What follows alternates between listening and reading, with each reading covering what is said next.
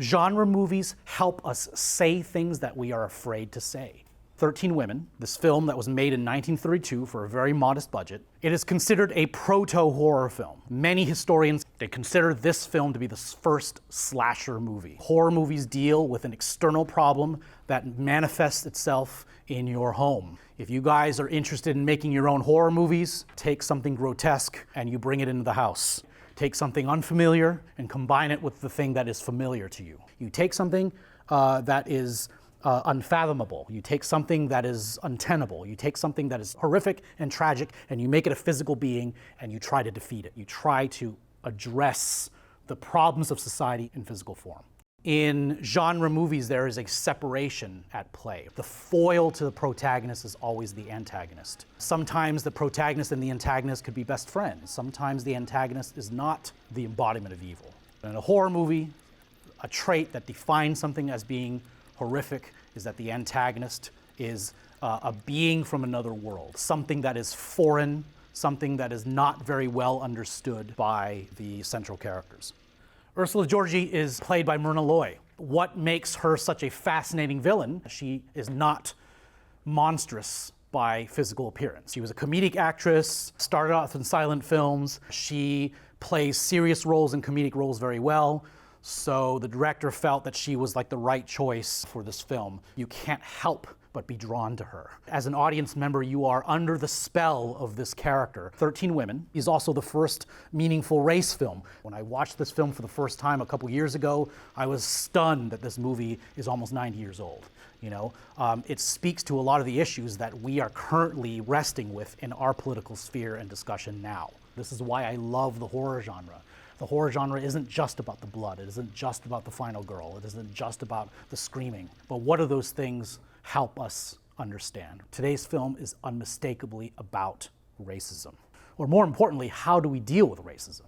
How racism affects these characters. Almost every slasher film, every horror film deals with this concept of the other. What do we mean by the other? Of course, the other in this film, since this film deals with race, the other is a person from another country. The movie is about a bunch of sorority sisters who years ago discriminated against a woman of color, and this woman of color re-enters these women's lives and picks them off one by one. There's this Swami by the name of Nogadachi, nondescript quasi-Indian man who looks like Dracula. He's sort of like Myrna Loy's boss. He has that foreign-looking appearance as well. He represents the other. He lives by himself. He doesn't have a normal family.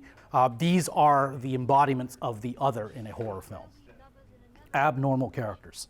What an amazing specimen that we have at our disposal, a film from the 1930s that deals with minority issues. What it means to be a minority in America. So this film is definitely ahead of its time. Person's origin equated with otherness. There's a lot in this movie to be fascinated about, right? What I love about this movie is that it challenges so many of these things that we think that we are just starting to challenge now. There's a whole scene 30 minutes into this movie where two women are sitting over brunch. One woman says to another, "I don't think I need a husband." The central character, Laura Stanhope, she's depicted as having a son, but there's no husband in the picture. So having these women play the central, the girls from the sorority is meaningful to an audience from the 30s who were probably wrestling with this notion of our traditional relationships for me, right? Do I want to raise children?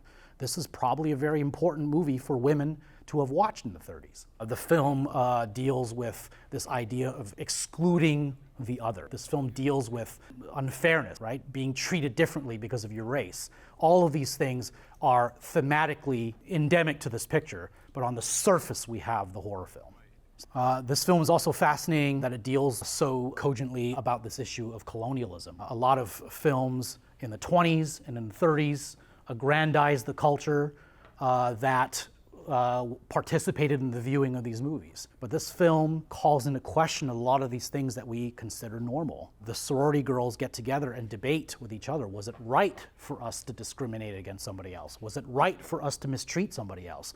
The central characters, the girls from the sorority, feel guilty moments before they die, right? They feel bad for what they've done, right? How's that for a progressive message? There's also a little bit about belief system. Ostensibly, a majority of the audience watching this movie at the time was Christian. And there's a very palpable message about religion in this film. Are we adherents to a faith, or are we being superstitious, right? Are we adherents to a faith? Do we really do good? Or do we succumb to fears of society in our faith? So there's this idea, this notion of the crisis of Christianity. Sci-fi movies and horror movies, they are didactic films through and through. We watch them, they're entertaining, we have a lot of fun watching these movies, but they have a lesson. You guys know from reading childhood books, when your parents would read to you, when your teachers read to you in elementary school, there was always a quote-unquote moral to the story. Most horror films, most well-told sci-fi films have a moral. There's a lesson. What have we learned from these characters? Did the characters who died in the film die for no reason? Did the sacrifices that the protagonists make have any purpose to the audience that was watching it at the time? We would like to say yes. So message pictures have a moral, but they also challenge elements of society that people considered to be detestable. We look back in history with this air of cultural cynicism because we love nothing more than to think that we are way more advanced and knowledgeable than the people of the past. But when you see a movie from the 1930s that deals so concisely about racism, you start to understand, like almost 30 minutes into the picture, that racism was something that people were debating and talking about for probably decades before this movie came out. Did you guys all check your inbox on Canvas? Did you guys all get my link for the textbook? Okay, if you have not, look for that link. Check out the article on the discussion page. Thank you guys very much. Have a good night.